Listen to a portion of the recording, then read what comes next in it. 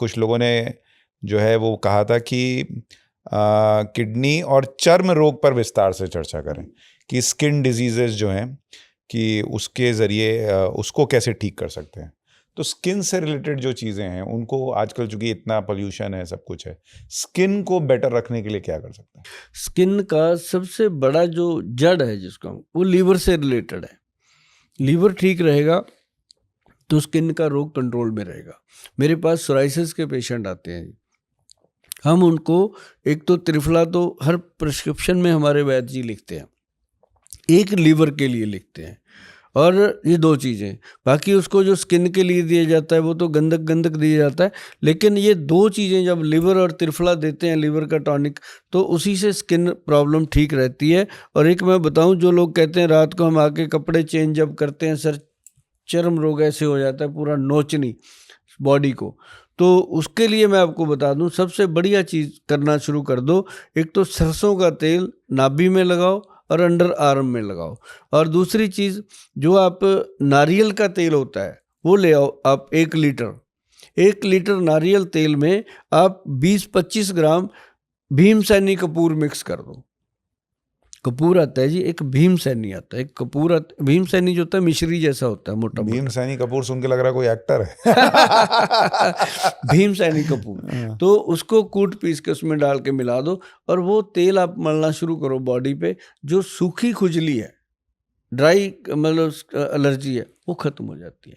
मतलब स्किन के लिए सबसे बेटर ये पोषण करता है।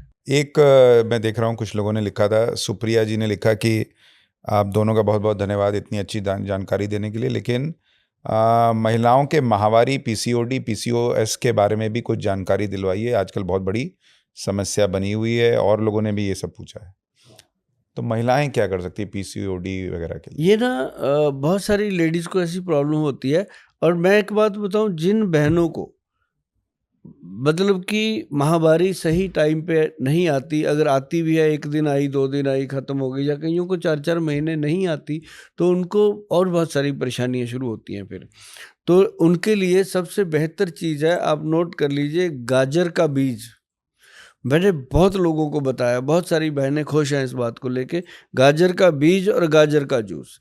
जो गाजर का बीज है उसको अच्छे से पका के उसका काढ़ा बनाइए, जैसे 1-2 चम्मच गाजर का बीज और पानी 1 गिलास, जब आधा रह जाए उसको पीजिए।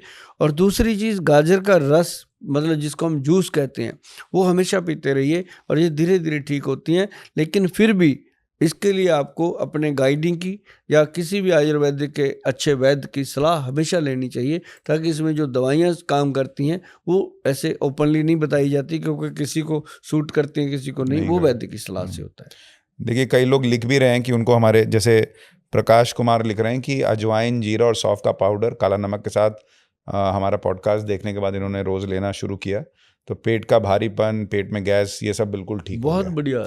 एक शशि किरण कपूर जी वो लिख रही हैं कि आई हैड नीज प्रॉब्लम और मैं वॉक नहीं कर पाती थी, रात में सो नहीं पाती थी, इतनी ज़्यादा स्वेलिंग और दर्द था। लेकिन काला गोंद और पंचम हल्दी जो है वो लिया 3 महीने के में बहुत फायदा हुआ। बहुत कमाल, जो आपने पिछली बार बताया था। काला गोंद कैप्सूल जो है ना जी, वो एक तो काला गोंद उसमें आता है, एक उसमें जटामंसी डाला गया है, तब जा करके ये इतना फायदा करता है। जिसको ऑपरेशन के लिए बोल देते हैं वैद्य, ना डॉक्टर, वैद्य नहीं बोलते, डॉक्टर बोलते हैं कि ऑपरेशन होगा, तो अगर उसको ये 6 महीने खिला देना जी, काला गोंद कैप्सूल, काला गोंद तेल और जेल, अगर उसके साथ ये पंचम हल्दी 6 महीने वो खा लेते हैं, तो वही डॉक्टर कहते हैं कि यार बहुत कमाल हुआ आपका, तो मिराकल है। ये तो खुद लिख रहे हैं, दर्शक लिख रहे हैं। ये बहुत अच्छा रिजल्ट है जिसका।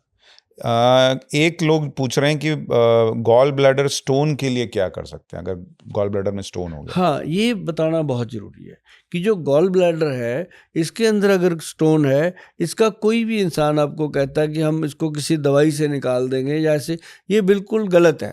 इसका हमेशा ऑपरेशन ही होगा, और जब तक ये नहीं कुछ कहता इसको रहने दो। अगर जब ये आपको प्रॉब्लम करे तो तुरंत इसका ऑपरेशन करवाना चाहिए। बिना ऑपरेशन गॉल ब्लैडर का कोई ट्रीटमेंट हो ही नहीं सकता। एक 2-3 सवाल जो लोगों ने पूछे हैं, एक माइग्रेन को लेकर, एक मेनोपॉज को लेकर और साइटिका को लेकर, इन तीनों के लिए आयुर्वेद में कोई उपाय है? जो साइटिका है उसमें तो काला गूंद और पंचम हल्दी बहुत कमाल रिजल्ट करता है। और जो माइग्रेन है इसके अंदर मैं बता देता हूँ, ये पंसारी से मिल जाती हैं या मेडिकल स्टोर जो आयुर्वेदिक के होते हैं वहाँ मिल जाती है। एक तो ब्रेन डोज कैप्सूल जो हमारी कंपनी का आता है वो काम करता है, और उसका मैं फार्मूला बता देता हूँ ताकि आपको मेरे पास आने में अगर दिक्कत है तो आप लेके बना सकते हो। गोदंती भस्म 10 ग्राम, प्रवाल पिष्टी 5 ग्राम, मुक्ता शुक्ति पिष्टी 5 ग्राम, तीनों को अच्छे से मिला के 20 ग्राम हो जाता है। और इसकी 40 पुड़िया बना लो आधे आधे ग्राम की। एक पुड़िया रोज रात को लेना शुरू कर दो, जैसे हनी में मिला के ले लो या ऐसे सीधा मलाई में मिला के दूध से ले लो। आप 10-15 दिन में कहोगे कि माइग्रेन पता नहीं कहाँ चला गया। अच्छा। ये ऐसी चीज़ है। और साथ में आप वही मैंने पहले बताया कि हमारा ब्रेन अमृत पाउडर के नाम से पाउडर आता है, जिसमें हमने डाला हुआ है ब्रह्मी, शंखपुष्पी, वचा और जटामांसी, चारों को बराबर मात्रा में मिला के घर पे बना लो और इसका भी 1 चम्मच डेली लेना शुरू कर दो। जीवन में माइग्रेन आपके आसपास नहीं फटकेगा। और मेनोपॉज के लिए? मेनोपॉज के जो पेशेंट है ना जी, उनको एक मोरिंगा पाउडर, क्योंकि मेनोपॉज के बाद ना जी लेडीज़ को बड़ी प्रॉब्लम आती है, हॉट फ्लैशेज होते हैं, 1 मिनट में पसीना, 1 मिनट में गर्मी, 1 मिनट में ठंड लगती है, कभी एसी चलाती है, कभी पंखा चलाती है। मतलब उसके हस्बैंड को रहना दुब्बर हो जाता है घर में, वो एसी इतने ठंड में चला देती है तो बेचारा सो नहीं सकता।